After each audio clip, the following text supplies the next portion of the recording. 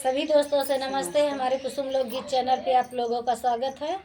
एक छोटा सा प्यारा सा देखिए, हमारी दीदी त्यागराज के गीत सुनाने चल रही हैं। गीत अच्छे लगे लाइक सब्सक्राइब करिए, कमेंट में बताइए और देखें कि अपने पति देव से कैसे कहा थी कि चलो हम त्यागराज के स्नान कराएंगे।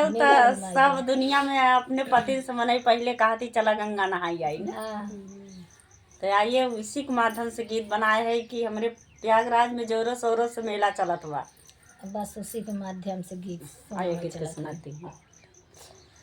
हमका संग में स्नान